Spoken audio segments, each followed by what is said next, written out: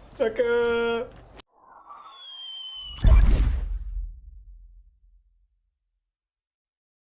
Hey everyone, Digital David here. Today in this video, I'm going to be comparing the HP VH240a 24-inch computer monitor with the HP 24mh 24-inch computer monitor. I did purchase both of these products myself, and any opinion expressed in this video is strictly my own. That being said, if you're interested in any one of these monitors, the links to them will be in the video description below. If you also want to find out more information about these monitors, I have a full dedicated review video published on both of these monitors on my channel that you can find and reference for more detailed information. Now let's go ahead, let's jump right in and learn more about these monitors. First up to my left right here, we have the VH240a computer monitor measuring 23.8 inches diagonally for the screen size. It's an IPS panel with 1920 by 1080p full HD resolution at 60 Hertz, and we have a 5 millisecond response time. To my right, we have the HP 24mh, also measuring 23.8 inches diagonally with an IPS panel and 1920 by 1080p full HD resolution. This features 75 Hertz for the refresh rate instead of the 60 Hertz. Also has a 5 millisecond response time for this panel. Both feature adjustable stands and they both have built-in speakers. In regards to ports and I/O, this monitor has HDMI, VGA, and your auxiliary port, as well as your power connector and your Kensington lock. This monitor has everything we just mentioned, and we also pick up a DisplayPort with it. Now let's go ahead, let's look at the build quality and the similarities and differences. So obviously the monitors look eerily similar. You can see when you're looking at them from the front, the design is pretty identical, minus the color change at the bottom right here. But they got that thin bezel-less design along the sides and the top, and they have a super similar profile. Watch as we kind of give you that side-by-side look right here. So they follow the same pattern. This one's very thin around the sides, and then it gets bigger right here at the back. Same with this one. It's thinner along the top, but then it expands out. It's much thicker towards the bottom. Then it gets thinner again for the ports and I/O. But you can see too, with our adjustable stand, that is going to be our lowest setting for both. We're going to tilt them max forward. Both are tilted max forward right here. Now let's tilt them all the way back so you can see very similar right there. Now we can adjust the max height too, so you guys can see that right there. Check that out. Let's look at that now from this side too. So this is our max height with our max tilt. Let's go ahead, let's lower it back down. Let's tilt it forward. And you can see how they're going to rest and sit right here on your desktop. So similar yet different, right? That's our lowest setting for the stand. And then we can raise them up to the max height setting right there. Pretty cool though. Very, very similar in design. You may notice a couple more differences if you look at the back of these monitors. So the one on my left, you can see we have a nice cable management slot cut out right there in the stand. We do not have that in this monitor. It would be a nice feature to have. This monitor though sits lower than this one at our lowest height settings right there, if that's important to you. And they just have a slightly different footprint, right? Look at how much thinner this is, even though it's kind of thicker on the sides. This one's a lot wider, but it's going to be thinner right there. And then in regards to thinness, this one overall I'd say is a little bit thinner just because it's bulkier right here, where this one is super thin at the top and then it's pretty bulky all the way down until you have your I/O cutouts right there. In regards to the base footprint, this one's slightly shrunk in. Both are pretty much square. This one's just a little bit less in regards to overall footprint than this one right here. So you can kind of get a feel for that. Also, I want to point out, this is important to consider when you're looking at a monitor. So in this case, the one on my right just has the power supply built right in. So you just connect your power cord and you're all set and ready to go to start using it. This one on my left, on the other hand, has its own power brick externally. Maybe that's why it's slightly a little bit thinner. I personally prefer to have it built right in to the monitor itself. It's one less thing to deal with. And then you can just use the universal power cords right here, so you don't have to worry about, oh, did I bring the supply with me or anything like that. I would take a slightly bigger build and a thicker back, because I never look at that anyways, than having it externally right here, especially since this isn't even that thin anyways. If it was, the whole thing was this thin, like the top of this, sure, I might be more prone to want to have this then. But at this case, you know, at that point, I'd rather just have it built right in. That's really a nice thing to see. But I do want to point out, this stand does not have the nice cable management that this one has. So that'd be nice to have that included in the future. Both are VESA mount compatible. Both have built-in speakers. And again, a similar design. For my preferences personally, I like the look of the black bezel at the bottom versus the silver. Not bad, but I don't have any other monitors myself that are silver, so I prefer to keep everything black if possible. You can kind of see the side by side. We can have them, you know, close together too, so you can check that out and get a feel for the width of everything and what we're working with here. Again, we'll have them touching each other, and then we can do backside to backside if you want, so you can get a feel for that again, just to see both of those monitors next to each other. But same screen size, very similar stands where we can make the same adjustments. So we have different viewing options as we desire. This is great for data entry, spreadsheets, maybe reading a stream chat. So it's pretty cool that both of these can do this.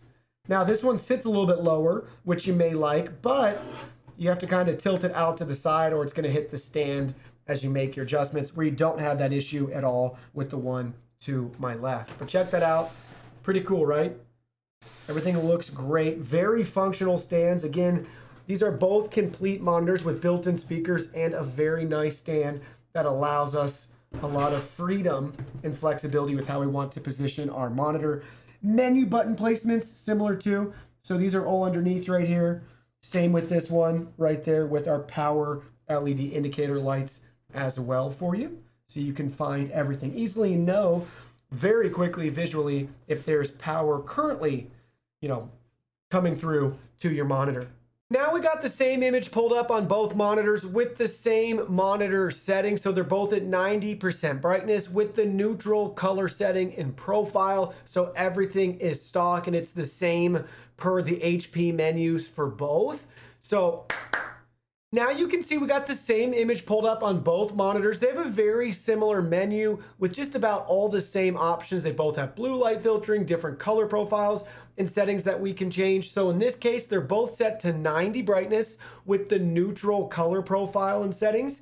So this is what they both look like with the same exact picture. Now let's go ahead, let's look at them again with the lights off. Now with the lights off, you can get a better feel for how they display the image nearly identical to each other. In fact, when I'm looking at everything, it makes me wonder if it's the exact same panel, but somehow since this one's newer, that they just slightly overclocked it, which is why we have the same specs, but we also pick up 75 Hertz versus 60.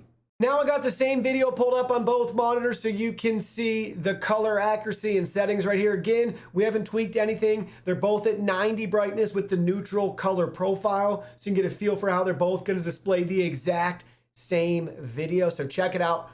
Both look great. The 1920 by 1080p looks fantastic on this IPS panel with excellent colors and great visibility, clarity, whatever you want to call it. There's no fuzziness, graininess, or anything like that. Now let's go ahead, let's keep watching this video, but with the lights off. Now you can see the same video with the lights off. Everything looks great.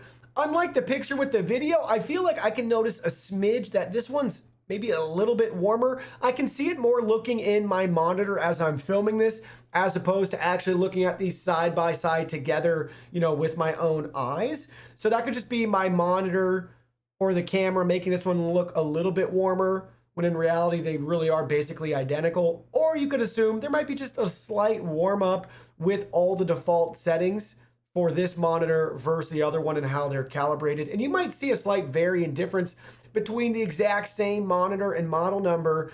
You know, if you bought two in a row, you might have slight calibration differences too. So it could be something like that. So they look eerily similar to each other as they replicate images. Now I wanted to show you guys what it's like to browse the web using these monitors. Again, we got the same settings configured and tweaked, and we have the same web browser and page pulled up for both monitors. So here's the YouTube trending page. You guys can get a feel for how clear everything looks. So check this out. Look at how clear everything is. Nothing's fuzzy, blurry, hard to read. Very, very detailed, easy to browse and find the content you're looking for. Next up, we got The Verge right here, a popular tech blog, so check that out.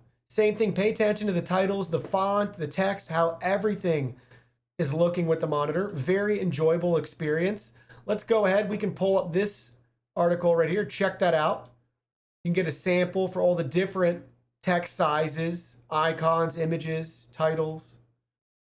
Everything looks great. Very enjoyable experience using either of these monitors to browse the web. Now you can see we got the Blur Busters motion test up on the monitors, and you can get a feel for what they're going to look like with your 60 FPS content with the 1920 1080p 60 Hertz. So obviously there's a massive improvement as we increase from 15 to 30 to 60. The Alien is not as shaky, as jumpy, or anything else, but keep in mind 60 Hertz is basically the bare bones on the market today. You can expect that at a minimum. So again, this one's 60 Hertz.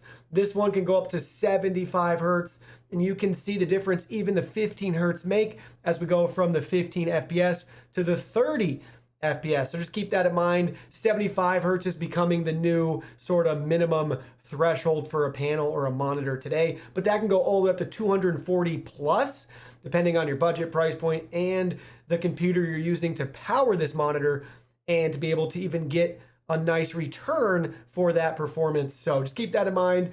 Budget friendly is going to be 75 Hertz, 60 Hertz. That's going to be very typical entry level, that sort of thing. So if you want to do some light or casual gaming and you're not picky about the type and style of game you're playing and how everything looks at a very minuscule detail and level, then you'll be just fine using either one of these monitors. Now I'm going to test out the input lag for both monitors. You can see I got our tool set up right here. We're going to get the three values and compare them with each other. So first up, let's see our result right here.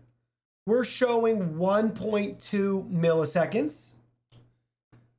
Then in the middle value is going to be closer to, looks like 9.1. And then the bottom value, 16.2. So again, 1.2 right up here. Let's go ahead. Let's try out the other one. Now I got the other monitor set up. Let's go ahead. Let's get our results. Remember for this one, we're getting around 1.2. So let's try it out right here. And if you can see that, showing 1.4. So very similar. And then we can get our middle value. 8.8 versus 9.1. And then you can see 16 milliseconds. So they're eerily similar to each other, and they actually get really good results at this price point. I would expect that input lag to be a little bit higher. And keep in mind, input lag is different from the refresh rate and response time that we were talking about earlier. So these have a 5 millisecond response time.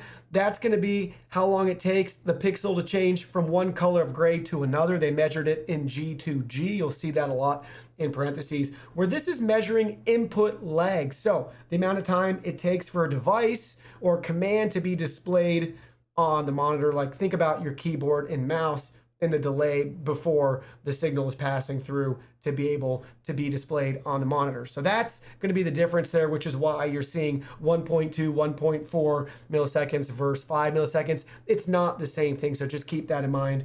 Anything around that seems really good to me, like I said, especially at the price point for these monitors. And I wouldn't say they're advertised or even known to be, you know, high performance. You would see better results like that for gaming monitors. These are totally on par with gaming monitors input lag, even though they're not necessarily gaming monitors. These are more of your productivity monitors. Now you can see we got Fortnite pulled up on both monitors, so you can get a feel for how everything looks right here. We're gonna move it back and forth pretty quickly too, so you can see what it's gonna be like for that really fast movement and motion. So check it out, here we go. So far, so good. 1920, 1080p, 60 FPS for our 60 Hertz displays. Again, this one can go to 75 Hertz, but for the side-by-side comparison, they're both set to 60. Got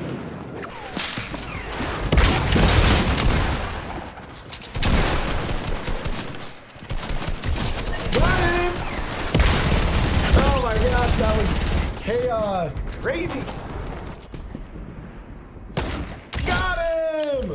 Let's go. Got him. Got him.